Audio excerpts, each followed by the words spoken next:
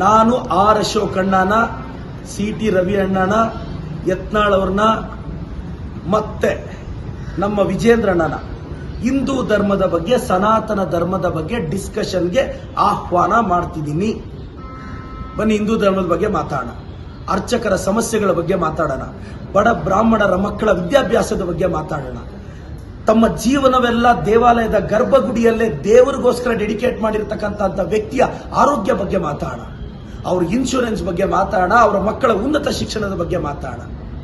ದೇವಾಲಯಗಳಲ್ಲಿ ಸೇವೆ ಸಲ್ಲಿಸ್ತಿರ್ತಕ್ಕಂಥ ಲಕ್ಷಾಂತರ ಜನ ವ್ಯಕ್ತಿಗಳ ಭವಿಷ್ಯದ ಬಗ್ಗೆ ಮಾತಾಡೋಣ, ಮಠಗಳ ಬಗ್ಗೆ ಮಾತಾಡೋಣ, ಮಠದಲ್ಲಿ ಓದ್ತಿರೋ ವಿದ್ಯಾರ್ಥಿಗಳ ಬಗ್ಗೆ ಮಾತಾಡೋಣ.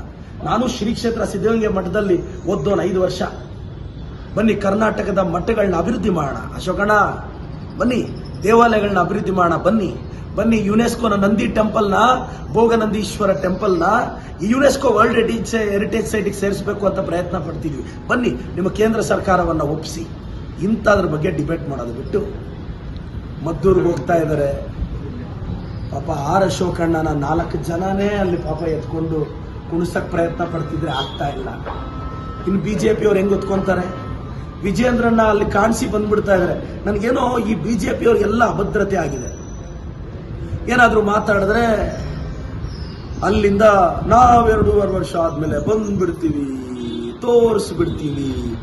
ನನಗೆ ಬಹಳ ನಗು ಬರೋದೇ ಅದು. ಈ ವಯಸ್ಸಲ್ಲಿ ಅವ್ರು ಏನ್ ತೋರಿಸ್ತಾರೆ, ಅದ್ರ ಅವಶ್ಯಕತೆ ಯಾರಿಗಿದೆ ಅಂತ. ಎನಿಹಾವ್ ದಯವಿಟ್ಟು ಬಿಜೆಪಿ ಅವ್ರಿಗೆ ರಿಕ್ವೆಸ್ಟ್ ಮಾಡ್ತೀನಿ. ನಾನು ಆಹ್ವಾನಿಸ್ತಾ ಇರೋದು, ನನ್ನ ರಾಜ್ಯದಲ್ಲಿರುವ 66,000 ಹಿಂದೂ ದೇವಾಲಯಗಳ ಅಭಿವೃದ್ಧಿ ಬಗ್ಗೆ ಚರ್ಚೆಗೆ ಕರೀತಾ ಇದ್ದೀನಿ. ಅವ್ರಿಗೆ ಹಿಂದೂ ಧರ್ಮದ ಬಗ್ಗೆ ಪ್ರೀತಿ ಇದ್ರೆ ಚರ್ಚೆಗೆ ಬನ್ನಿ, ಕರ್ನಾಟಕ ನೋಡ್ಲಿ. 50,000 ಅರ್ಚಕರು ಅವರ ಮಕ್ಕಳ ಭವಿಷ್ಯದ ಬಗ್ಗೆ ಮಾತಾಡ ಬನ್ನಿ, ನಿಮಗೆ ಕಾಳಜಿ ಇದ್ರೆ. 33,000 ಮುಜರಾಯಿ ಟೆಂಪಲ್ಸ್ ಬಗ್ಗೆ ಮಾತಾಡ ಬನ್ನಿ. ನೀವು ಡಿಬೇಟ್ ಬನ್ನಿ ಸರ್, ಬನ್ನಿ ಹಿಂದೂ ಟೆಂಪಲ್ಸ್ ಬಗ್ಗೆ, ಅರ್ಚಕರ ಮಕ್ಕಳ ಭವಿಷ್ಯದ ಬಗ್ಗೆ ಡಿಬೇಟ್ ಮಾಡೋಣ. ನಾನು ಅವ್ರಿಗೋಸ್ಕರ ಗೌರ್ಮೆಂಟ್ ಇಂದ ಹೊಸ ಫಂಡ್ ತಗೊಂಡ್ಬರ್ತೀನಿ. ಅಶೋಕಣ್ಣ, ವಿಜೇಂದ್ರಣ್ಣ, ಸಿ ಟಿ ರವಿ ಅಣ್ಣ ಡಿಬೇಟ್ಗೆ ಬಂದ್ರೆ ನಾನು ದೇವಾಲಯಗಳ ಅಭಿವೃದ್ಧಿಗೆ ನನ್ನ ಸರ್ಕಾರದಿಂದ ಸ್ಪೆಷಲ್ ಫಂಡ್ ತರಿಸ್ತೀನಿ. ಈಗಾಗಲೇ ನಾವು ಬೇಜಾನ್ ಕೊಟ್ಟಿದ್ದೀವಿ. ನಾನು ಆಹ್ವಾನ ಮಾಡ್ತಿದ್ದೀನಿ ಆರ್ ಅಶೋಕ್ ಅವ್ರಿಗೆ, ಸಿ ಟಿ ರವಿ ಅವ್ರಿಗೆ. ಸಿ ಟಿ ರವಿ ಅವರು ಏನೇನೋ ಮಾತಾಡ್ತಾರೆ.